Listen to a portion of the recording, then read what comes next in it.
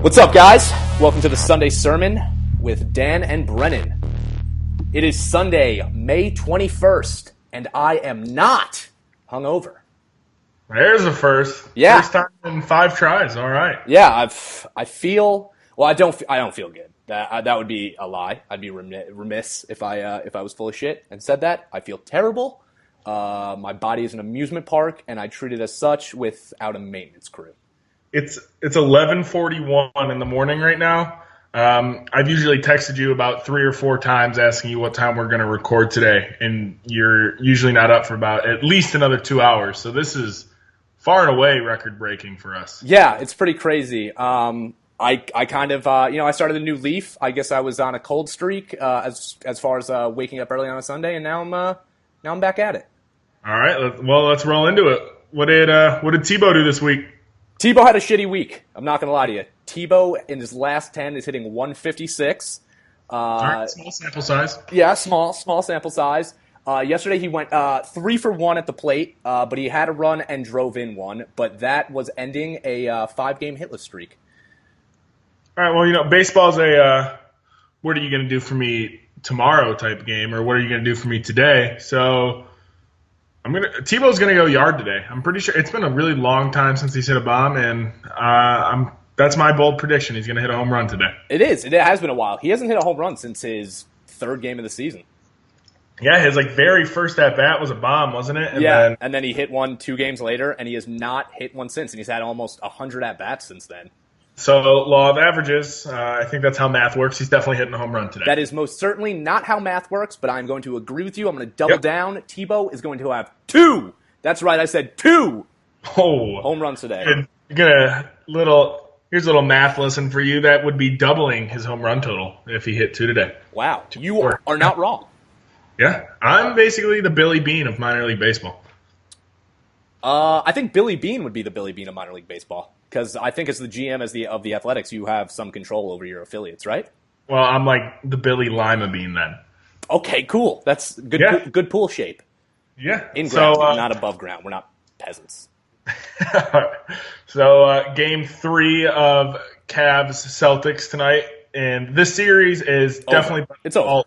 Yeah, am I mistaken? I know I wrote this down somewhere. Did I say this on the podcast last week? I think I said Cavs in 2. Did I not? You did. You very much said you did. Yes. Cavs in 2. I said I did not think that we were going to win by 46 points. I'll be real on that. I did think we would probably win each game by about 20, and then the Celtics would be so distraught, and there's no way they could win in Cleveland. I think the Celtics. I really think they thought they had a chance going into the series. I do not think they were expecting the Cavs to be this good. They look just mind blown right now.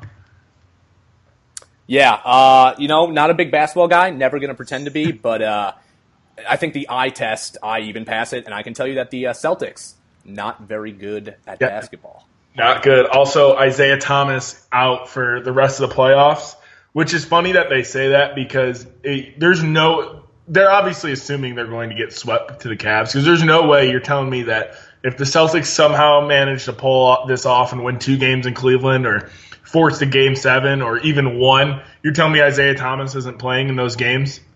He re-aggravated an injury that he had in March, which caused him to miss 2 games. And he does the same thing, and now he's going to miss the entire season. There's no way. They're already just counting themselves out. So I'm going to go Cavs tonight by 24. Okay. You know what? I got nothing. I got nothing to add. But I do have a serious question to ask you. I give basketball players a lot of shit. Especially as a hockey fan, when it comes to injuries. Sometimes I look at it like if I was playing any sport and my team was in the playoffs, especially in the conference finals, if I had something that I could gut out and play with, I'd do it. But right. I started breaking it down in a more serious and logical light. And tell me if you disagree with me. It seems that the disadvantage you put yourself at playing injured in basketball is way bigger than in, let's say, hockey, the disadvantage you put yourself at playing injured. Like Erik Karlsson on the Senators has been playing these entire playoffs with 2 broken bones in his foot. But the 7th defenseman on Ottawa is nowhere near as good as Erik Karlsson injured. Then, he is healthy. Right. The 3rd defenseman on Ottawa is probably not as good as Erik Karlsson. The 2nd defenseman on Ottawa is not as good as Erik Karlsson. But it seems like Isaiah Thomas going out there and limping around, every guy on the court's going to be better than him. Am I wrong there? Am I right? Am I ridiculous? No, I don't think so. Like, I don't really know what each role is in hockey and stuff, but yeah, Terry Rozier is the backup point guard for the Celtics, so he's not very good. But with the way Thomas has been playing in this series in general, I think you would. I think you're right. You wouldn't want Terry Rozier healthy is going to be better than Isaiah Thomas limping around. But at the same time, I think I understand when fans, you might at least want to see a guy make an effort. Mm-hmm. But I also understand Isaiah Thomas, who's going to get probably paid a bunch of money pretty soon, isn't going to go and risk tearing whatever muscles hurt right now and then not getting paid. So, yeah, and at the end of the day, it's a business on both sides. So I mean, I really can't. I could make a joke about it. It probably wouldn't really be that funny. But I won't. I get it. I do get it. And especially, I feel like if LeBron had a similar injury, I don't want to make comparisons. I mean, we even talked today about how great of an athlete he is. But if LeBron had a similar injury, I think he's going to play. You know what I mean? Because especially he is far and away the best player on the floor every single night. He's probably going to play, but he's also probably never going to be in a position where he's down 2-0 and his team just lost by 46 and you just don't even want to play. Yeah. But speaking of LeBron, left off the top 3 for the MVP candidate. They're going to have the show. They're going to have a terrible award show that's going to be hosted by Drake. It just sounds like a bad idea. It's probably going to suck. I know it's going to suck. But LeBron's not going to be there for the MVP because he got beat out by Westbrook, Harden, and Kawhi Leonard, which I don't – this has kind of become the, is Joe Flacco elite of the NBA. Okay. We just are like, LeBron could win the MVP every year if we wanted to vote for him. Okay, well, if he's the MVP every year, why would you not vote for him? Just because it gets boring? That's like – I hook up with the hottest girl every day, but it gets boring, so I'm going to start hooking up with uglier girls. That doesn't make any sense. Okay. Just to play a little devil's advocate here, it's a problem in every sport, so I'm not singling out basketball here or the NBA in any way. But how do we make the distinction between the MVP being the most valuable player to your franchise versus the best player in the league? We're getting to the point where we need to have separate categories for this because, listen, LeBron is MVP worthy every single year. He is the best player in the NBA, and honestly, it's not even close. If you bring up Steph Curry, I'm not even a basketball guy. If you bring up Steph Curry in that debate, I will laugh in your face. Because if you take away a facet of LeBron James' game, he's still going to dominate you. If you take away Steph Curry's perimeter shooting, he kind of sucks. Yeah, well, he's definitely not. He would probably be an average point guard. But his shooting definitely makes him superb. But no. But I went off on a tangent there. Let me get back to my original point before you chime in. But to me, just with the minimal basketball I watched this year, don't you have to say that Russell Westbrook was the most valuable player to his team this year? Well, this is what that's where the distinction between valuable and most outstanding or something. But here, what do we value? Do we value a win or do we value championships? Because this is where it gets stupid. Is we're going to compare LeBron to Jordan and Kobe and say he's not as good because he doesn't win. He doesn't have as many championships. But then we're going to say Westbrook is better than LeBron or more valuable to the Thunder than LeBron, but his team's already out of the playoffs. Yeah, and I know it's a regular season award. It is a regular season award. If we're going to go on value, yeah, I would say Westbrook for the Thunder is incredibly valuable. But I would also say that if you replace LeBron on the Thunder with Westbrook, if they just did a 1-for-1 swap, Westbrook to the Cavs, LeBron to the Thunder, I think the Thunder win more games this year than with Westbrook or with LeBron than they did with Westbrook. And I'll give you another crazy thing right there. If you put LeBron on the Thunder, then he's the NBA's MVP. It matters who your team is around you as well. So basically, we just determined that the MVP is the best player with the worst freaking team. Yeah, it's essentially it is. It really is. We figured it out. I mean, it's the same thing in baseball where Mike Trout is far and away the best player every single year, but Ricky Nolasco is like the Angels' best pitcher, so he doesn't win MVP every year. He should have 5 straight MVPs. It's maybe we're overlooking some people. Hey, maybe Melo is the MVP. Maybe if you take him off the Knicks, they actually finish with negative wins. Yeah, I wouldn't even put it past the Knicks with being led by Phil Jackson. But let's roll into they'd figure it out. What's on the NHL playoffs. We talked about basketball enough. Okay, all right, yeah, sure. So I'll interrupt. I'm going to interrupt, by the way, guys, because it's NHL playoff time. So I'm sure you will. So the NHL playoffs are really heating up. Conference finals are looking good. Game 5 of the Western Conference Finals last night, and there was a brawl at the end of the night. Is that when the dude lost his tooth? I was just watching SportsCenter. Yeah. So Nashville. So the game was in Anaheim. Anaheim got off to a decently early 1-0 lead. Kind of took it all the way to the end of the second period. If I'm not mistaken, Chris Wagner. Yeah, Chris Wagner put the Ducks ahead 1-0 early, but then Colin Wilson tied it up on a power play goal late in the second period. By the end of the third, it was 2-1 Nashville. Anaheim pulls their goalie. Nashville goes up 3-1 lead on an empty netter. PK Subban then got a penalty for roughing Nate Thompson, and it wasn't. Hockey players were tough. Yeah, exactly. Yeah, but a little too rough. It's pretty clear. Like the frustration of losing at home, the emotion was sparked by that call, and then just on the brink of elimination, and then their emotions kind of just ran wild. So 2 separate fights started, and the benches just cleared. It was pretty nuts. What's that series at? So the series is now 3-2? 3-2? No, Nashville? I'm sorry. That was game 5. It's 3-2. It is 3-2. Nashville. 3-2 Nashville. The Ducks are on. So the Ducks need to get a little motivated speech from Gordon Bombay. Is all I'm hearing, huh? Yeah. Who was the coach in D3? Remember his name? He was the pro. No, because that one sucked.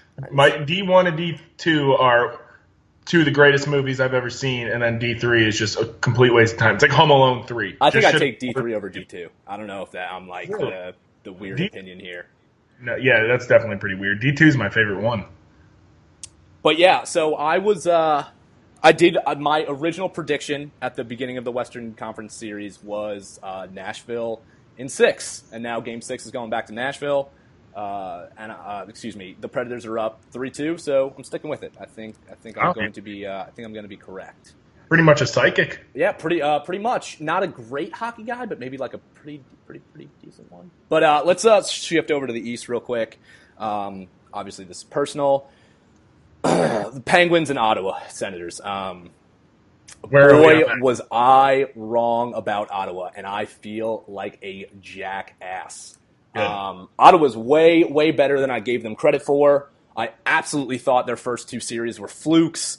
I thought they wouldn't even compete with the Penguins, and they were home last night or 2 nights ago, with a 2-1 lead in the series. Luckily, the Penguins gutted out a win.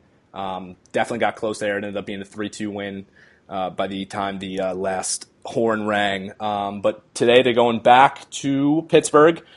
Series tied at 2. I guess you kind of get home ice back now that you tied up the series. They both split their respective buildings. My original prediction was Penguins in 6. It's going to be Penguins in 7. I'm still going with the Penguins. I'm not going to back off. That would be such a cop out if halfway through the series I changed my prediction. Still going to go with the Penguins, but I don't see them getting it done in 6 games. Ottawa's good. I mean, they're off. Coming into this series, I thought that the defense was going to be, stifling. As far as the Penguins getting through that 1-3-1, but Ottawa's offense has looked awesome. I mean, they hung up 4 goals in the first period, in Game 3. But we'll see how it folds out. We're going to see how it plays out. I'm not going to make any crazy Penguins are about to blow up and do all this predictions. So I'm kind of just going to sit back and watch on this one because I don't even know what to think anymore. All right. So speaking of the NHL playoffs, Joe Banner, the former Browns CEO. This has nothing to do with the NHL playoffs. That was a great segue, Dan. That's right. That's just a good segue. You always say, speaking of whatever you were just talking about, and then you just start talking about something else. But so Joe Banner, the former CEO of the Browns, came out and said the other day that if he was in charge in 2014, but this was already after he got fired, if he was in charge, though, he would not have taken Johnny Manziel. Pretty bold statement by a guy there to come out and say that you wouldn't have drafted the dude who ended up going to rehab, allegedly beat his girlfriend, and then was out of the NFL within 2 years. That's a real tough decision to make now. Yeah, hindsight is 2020, Joe Banner. Hindsight is like 120 or 2100. I don't know how eyesight's supposed to work, but yeah, 10-10 would be better. Okay, 10-10. Good for Joe Banner. And this is also coming from the dude who in the years prior drafted Trent Richardson with the number 3 overall pick, and then Brandon Whedon later in that first round. Neither of whom I don't even know if they're in football anymore. I know Richardson's not. He keeps getting cut by practice squads, and Whedon is probably like 34 now, and he was the third string for the Cowboys and the Texans, I think. And he also drafted Barkevious Mingo, who got cut by the Browns last year, or traded to the Patriots. I don't know, one of them. But so the 3 first-round picks he was responsible for, absolutely terrible. And then he's going to come out and be like, well, I would have at least been smart enough to not take the guy that everybody knew we shouldn't take, Johnny Manziel. You know what's crazy? I actually heard recently, it's on the same page as this, whoever the GM was for the San Diego Chargers in 1998, he said if he looked back, he probably wouldn't have taken Ryan Leaf. Really? Yeah. Oh, that's nice that he says that now after Ryan Leaf a few weeks ago just came out and said he wasn't meant to be a professional quarterback. Makes that decision a little easier too, to realize that you finally shouldn't have done that. Yeah, it also makes sense when you look at the fact that he also threw 3 times more interceptions than touchdowns. That maybe taking him second overall, guy who had a rough past and maybe some drug problems and some crime record. Maybe you shouldn't have taken him number 2 overall. He's just a gunslinger. If you throw 3 more times interceptions and touchdowns, all that means you're a gunslinger. Which is a term of endearment. Ask Brett Favre.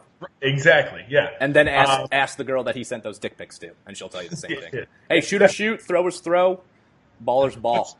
What's a really small gun? You're familiar with guns. 20, 22. Okay, so Brett Favre's wiener is like a 22 slinger. Okay, nice. Yeah, I like that. Yeah, good joke by me. Yeah, that's good. So Johnny Manziel actually got drafted by the Browns because a homeless guy told Jimmy Haslam, hey, you should draft Johnny Manziel. Probably because that homeless guy and Manziel had a lot of the same habits and they had a lot of things in common. Yes. But this week...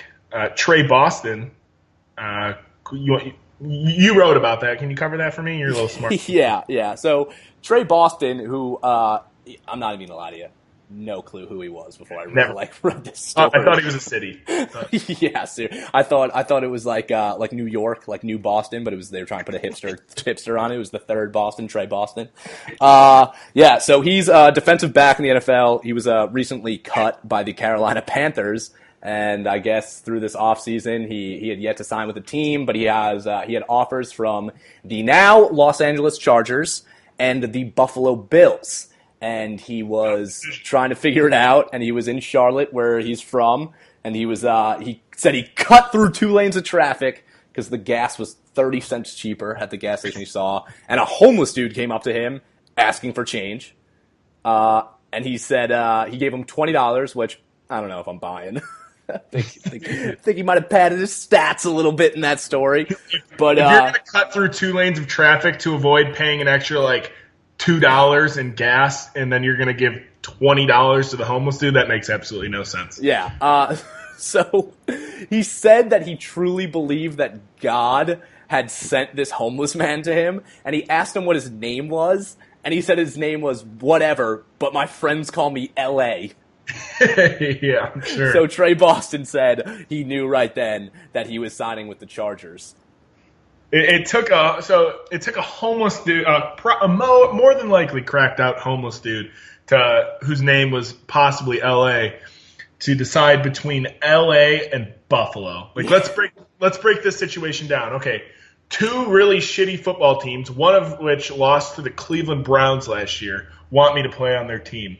One's weather is like 75 and sunny all the time, and the other one I might get 30 inches of snow on any given night in any given month. Who should I play for? Yeah. Let's ask the homeless dude who needs $20 to go buy whatever he's going to buy. When I first started reading the story, I have to be honest. I thought where it was going was that he was going to say, which city would I rather be homeless in? Yeah. I feel like you got to go with LA, right?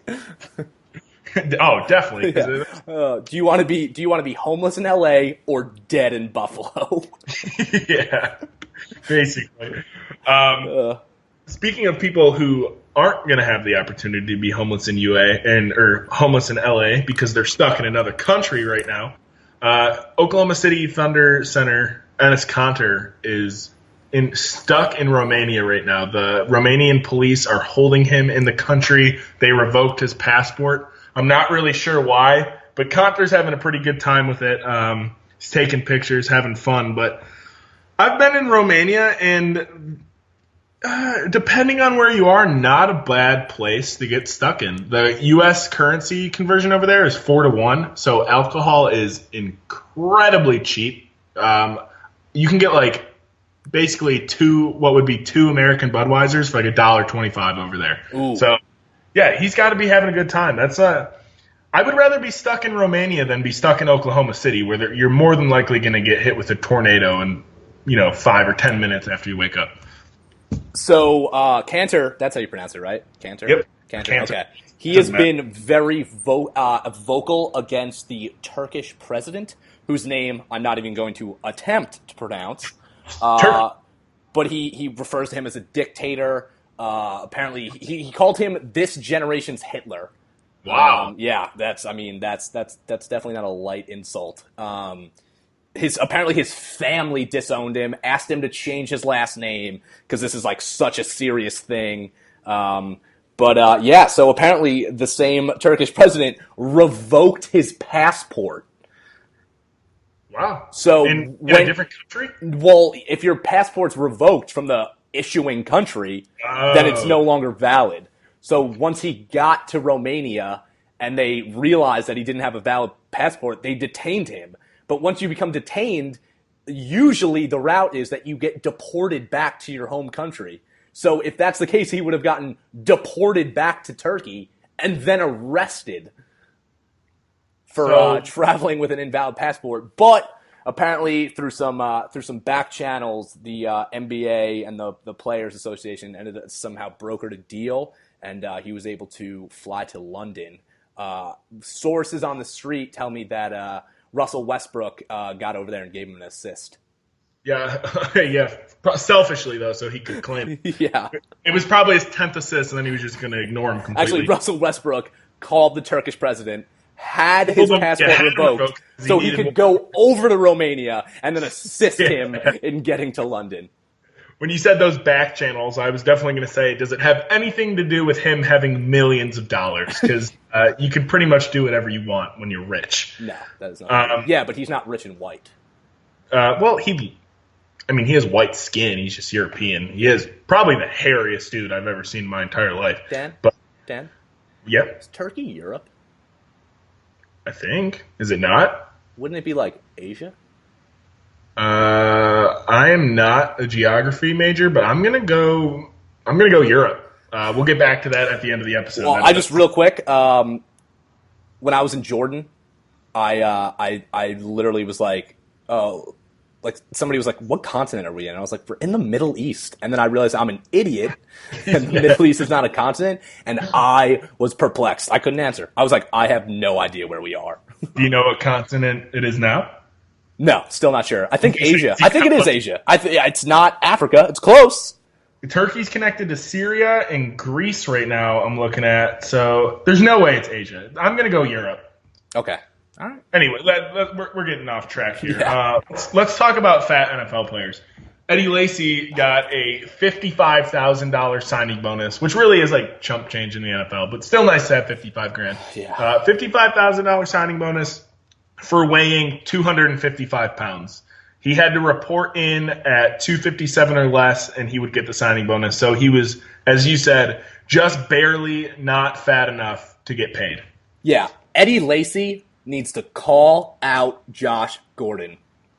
Eddie Lacy, addicted to eating food. Stop raiding vending machines for Little Debbie's and stuff like that, but Josh Gordon can't stop smoking a little weed to get millions versus 55,000. Yeah. First of all, Eddie Lacy, I wrote about this week. I have no idea how somebody who spends 6 months of the year doing an outrageous amount of cardio can maintain a weight over 255 pounds. How is that even possible?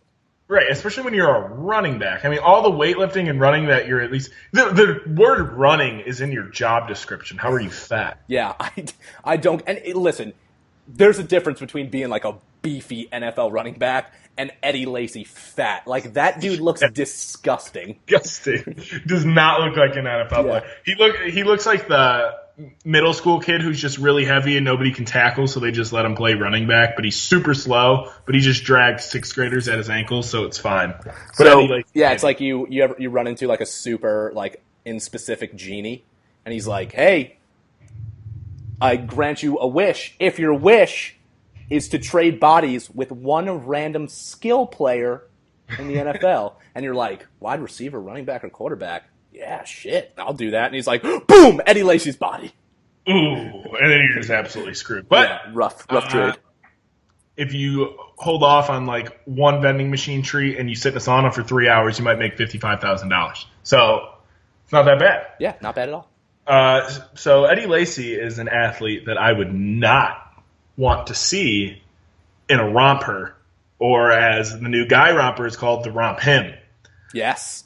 So I'd like, what athlete would you most like to see in a romphim? I'm trying to use my brain to remember. Yeah, me too. I should have had somebody written down before we started this. I'm trying to think of who's been in like the ESPN Body Issue, which I've never actually read, but I always hear other people talking about it when it comes out. I always look at the pictures. Always. There's always like a really hot Olympic woman that I've never heard of, but because she plays like racquetball or something like that, and she's just got a smoking bod. So not a bad magazine. Yeah, I might have to check that out. It's kind of hard to spank it to black and whites, but yeah, I'll try it. That was not a racist joke, by the way, guys. It was. They're literally. I'm pretty sure the photos aren't in color. Yeah, if you make sure that people know it's not racist, it's not racist. You're allowed to say whatever you want if you say that wasn't racist. But you know who I'd really like to see in a romper? I think would fill it out really nicely. Charles. What? Tim Tebow. Tim Tebow. Tim Tebow. You know who I'd like to see in a romper? Who? Charles Barkley. Okay, yeah. I want to see Charles Barkley golf in a romphim.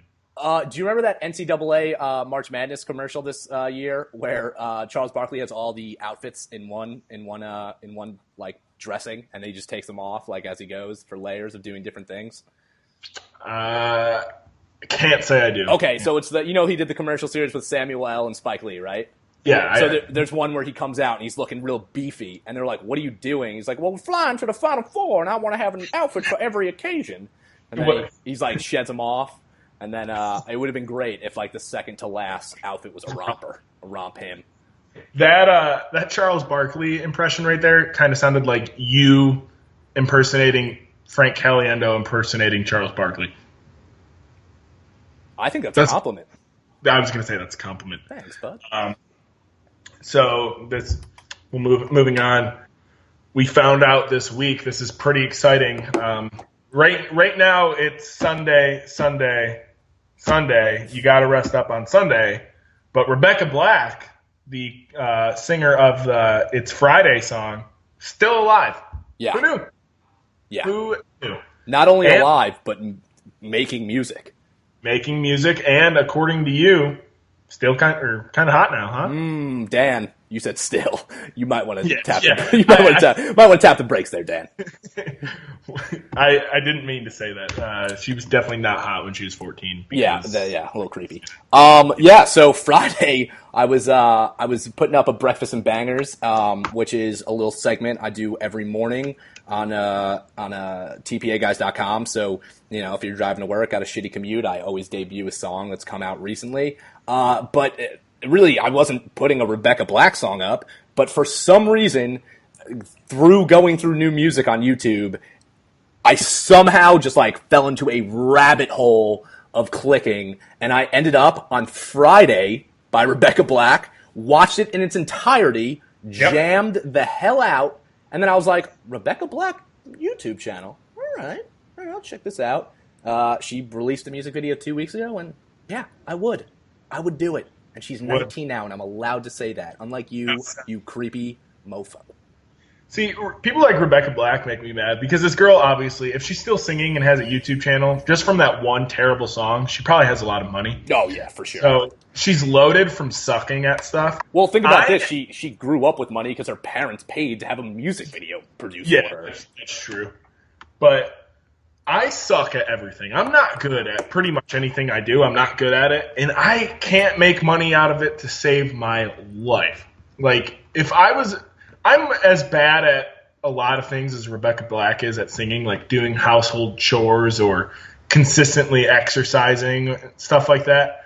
But I have absolutely nothing to show for it. When am I going to be bad enough at something that I make millions of dollars? This world is unfair. I feel like, you know what the start of that was, really, to me, if I look back? What's that? Remember William Hung on American Idol? I think that was his name. She bang. Exactly. Like, that was when America, as a culture, started rewarding not only mediocrity, but just straight up awful. You know what I love? Yeah. Is that we make fun of people. Like, we obviously we're all, like, benefiting from the laughter at the expense of William Hung, not with him. Mm-hmm. But so we're all going to make fun of him and laugh at him, and then the same people who do that are going to tell me I'm insensitive when I make like a racist joke or a sexist joke or something like that. Like they're going to tell me I'm a bad person, but then they're going to go laugh at Rebecca Black and William Hung and make them rich. Yeah, which is strong take by me. But. Which is worse. Yeah, that was a really strong take, and it was well thought out, and you really presented your argument. I'm proud of you.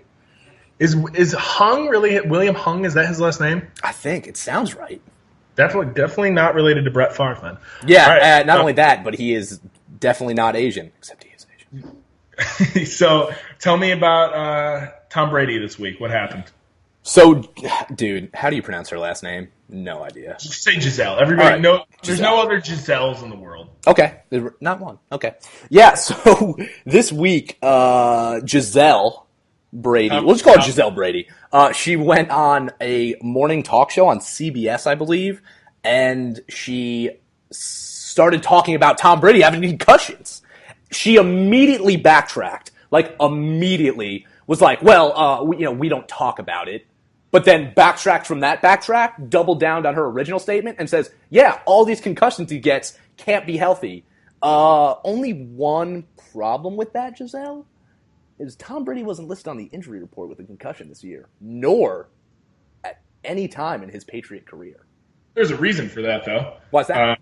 Brady may have gotten a concussion during a game, but he drinks that special water. Oh, the Russell Wilson water. Yeah, concussion gone. I mean, Tom Brady's got that weird trainer who definitely just makes stuff up and gives it to Tom Brady, and then he buys it and tries to sell it. But yeah, he drinks that water. You're healed. That's why you hear Tom Brady talking about how he's going to play till he's 50, because he's got the Looney Tune juice. He's good. Okay. Well, I have a couple takes here, and I think we really need to come together as a unit right now, Dan, and we need to figure out which one is correct. And I'm going to say, thank God no women listen to this, because they're probably not going to like it. Okay. Okay, let me hear it. You ready? Yep. Okay, first take.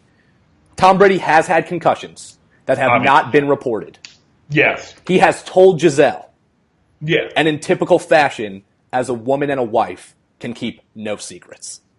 Oh, absolutely not. My wife and her, she's got her mom, and then her mom has 4 or 5 sisters that all look exactly the same, and they all love to gossip. And it's every time you talk, it's just a constant, oh, tell me I won't tell anybody. And then within 30 seconds, the entire family knows. Yeah, that's rough. Her brother told... This isn't true. I don't watch nugget porn, okay? But her brother convinced her family that I watch nugget porn, and then he kept telling them not to tell anybody. And by the end of the night, her entire family thought I watched porn with midgets who don't have arms and legs. Okay. Yeah. Okay. Yeah. I can see the last girl I was seeing. I made the mistake of telling her literally anything that had any pertinence to secrecy. And now I'm pretty sure all her friends, her entire family and the barista at her local coffee shop know my deepest, darkest secrets. So, that's awesome. I lie about giving the chance for anything to my wife. I lie. She'll be like, something simple. Did you eat the rice that we were going to make for dinner for lunch? No. It's gone. I obviously ate it, but I'm still lying. And it was either you or the dog. It's literally I always blame the dog. I forgot to take the garbage out yesterday, and she asked she's like, you didn't take it out, did you? And I was like, Leah must have got up and brought it back in. I'm not admitting to it. That actually happened too. She didn't buy it though.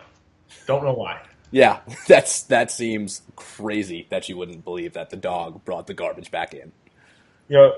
But back to my takes. Yeah, you have another point. The second take would be that Tom Brady hasn't had a concussion. There's never been a secrecy to it.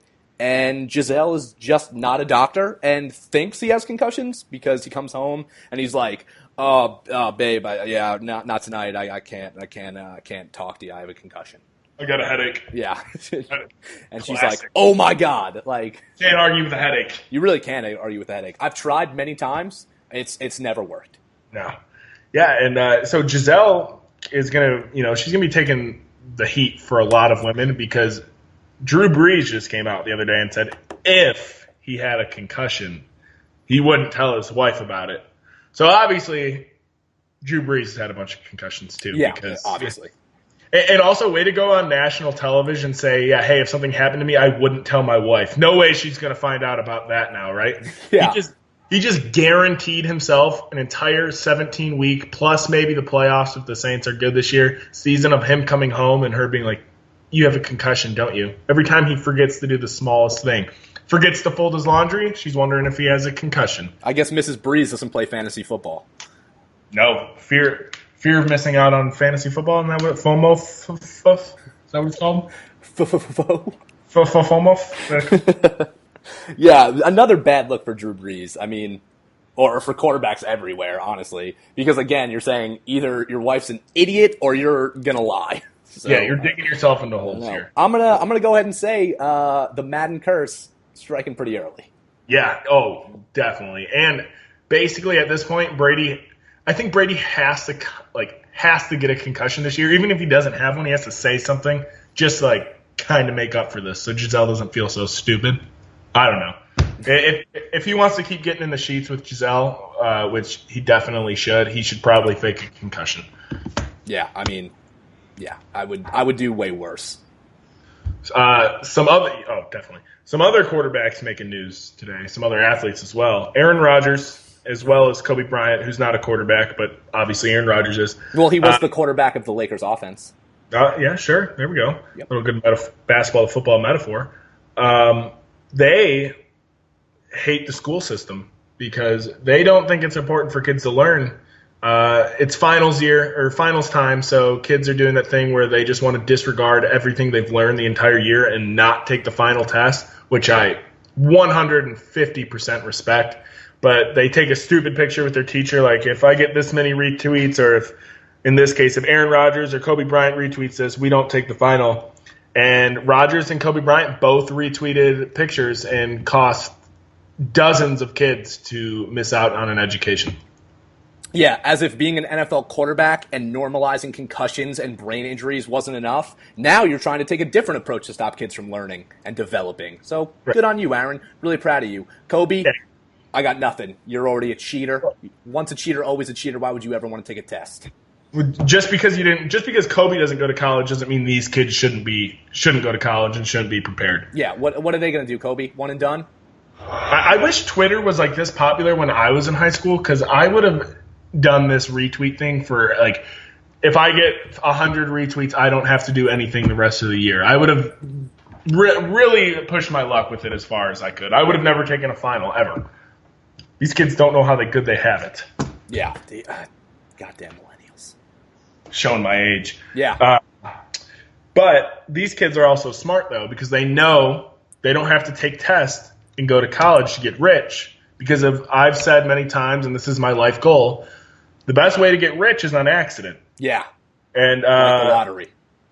Like the lottery. And right now in New York State, there's a $24 million lottery ticket unclaimed. And I would just like to take this opportunity to claim it. If nobody else is going to, I'll take it. I'll take $24 million. I know it's taxed, so I'll probably come back with about $12 million, maybe a little less, but I'm willing to carry that burden. And this is my ticket. So New York State, I don't know who runs the lottery, but if you're listening, Dan Harrington is the winner of that lottery ticket. Dan, I'm not a lawyer, all right? I have little to no legal education or experience. But I'm pretty sure that the burden of proof is on the government of New York to prove that you don't have the ticket. That's very, very true. It's kind of like in the traffic cameras that they're making illegal now, because you have to prove to me that I wasn't the one driving in that car. No, I didn't report my car stolen at the time, but somebody might have stole it. And brought it back. Camera. Yeah, because I got a ticket on New Year's Eve for going like 65 and a 55, and I got $100 ticket for that in the mail, and I definitely contested it, and I used that argument. I said, prove I was in the car. So I'm still waiting to hear back on that. It takes 6 months to contest the ticket, but I'm really banking on not paying that. Wow, what a flawless system. Yeah, how do I know somebody didn't sneak onto this base, steal my car, take it for a joyride on whatever highway I was on, and bring it back all before I woke up? Thanks a lot, ISIS. Yeah, exactly. Oh, very true. I should have used that in my argument. Should have. Speaking of rich guy things, okay. Dan, how much golf did you play this week? Okay, so this was a bad week. I hit the range in the course yesterday, playing pretty well for myself yesterday. On the front nine, I shot a 44.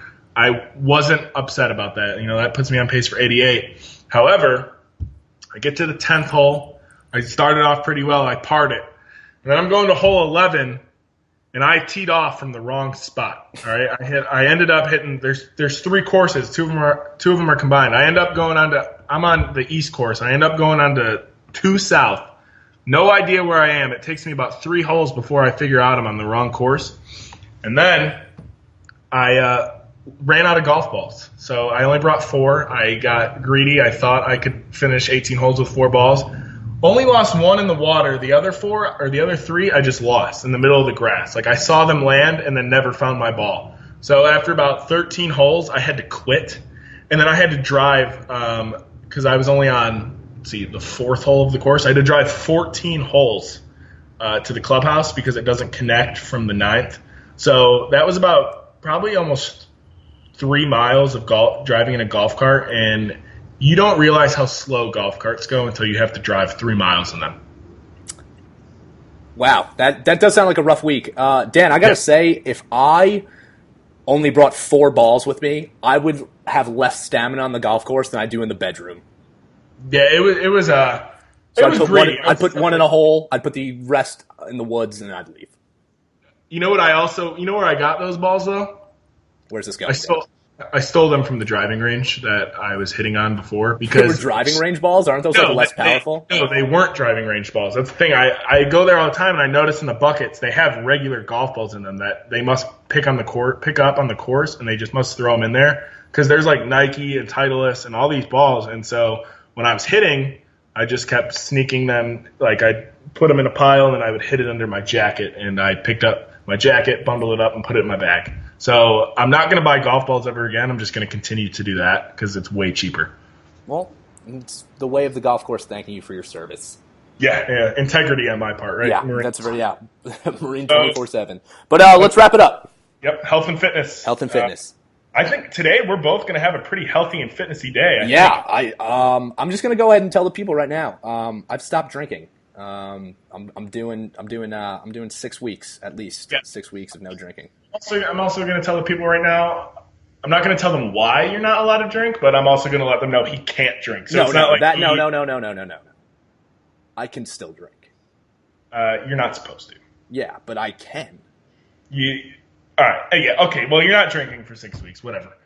So pretty healthy by you. Yeah. Thank you. What's the healthiest thing you ate today? Well, it would be regrettable if I didn't mention that I had some lick and draw today. Yep. But also, I got up very early, and I got 6 hard-boiled eggs, some fruit, and a bagel. You made it to the chow hall? I did. For morning chow? Mm-hmm. Sure did. When is the last time you made it to morning chow on the weekend? Thinking about it hard? Yeah, maybe never. Maybe never. I used to set, what time does it close? I think 11 or something, or 12? I don't know. Now on weekends, the Chow Hall is open from 9 a.m. to 6 p.m. without closing. Oh, the double-decker. But the Walls, when I lived in Walls Creek, I think it closed at 11, and I used to set my alarm for 10:50, just get dressed right away, and then literally run to the Chow Hall and get a to-go tray before it closed, because I was a piece of crap. What about you, Dan? What did you eat today? Today I had a bagel that I burnt to a crisp because I forgot I was making it, smothered it in cream cheese, and then I also had a post-workout smoothie. Nice. You're a big smoothie guy, Dan. I am a big smoothie guy. I hate eating fruit, but I am 100% okay with drinking it. Way easier to drink it. So that means I had 3 servings of fruit and a workout today. It's not even 12:30 yet. That means I have the rest of the day to pig out, lay down, and do absolutely nothing, which yeah. That is what Sundays are for. Hell yeah. Sundays. Well, Saturdays are for the boys. Sundays just for the individual boy. Yeah. Sundays are for the boy. I also worked out today, if you were wondering. What'd you work out? Chest and triceps. And then threw in a little ab circuit at the end. Ooh, trying to not be fat. All right. Yeah, not succeeding, but trying. Very, very hard. It happens. It's all about the effort. So we'll do better to try and be less fat next week. I am going to go eat the rest of my fried chicken and fried rice smothered in sriracha sauce that I have in the fridge. And we'll see you guys next week. Yeah, later, guys. I'm going to go poop and swipe right on Tinder until my fingers bleed. Oh, and of course, make sure you guys check out Waiting for Next Year. We have a lot of good Indians writers, Cavs writers, Browns writers, and check out Brennan on the point at or tpaguys.com. Yeah, and follow me on Twitter at BrennanTPA. Don't follow him on Twitter. All right, later, guys. Later. Go Cavs.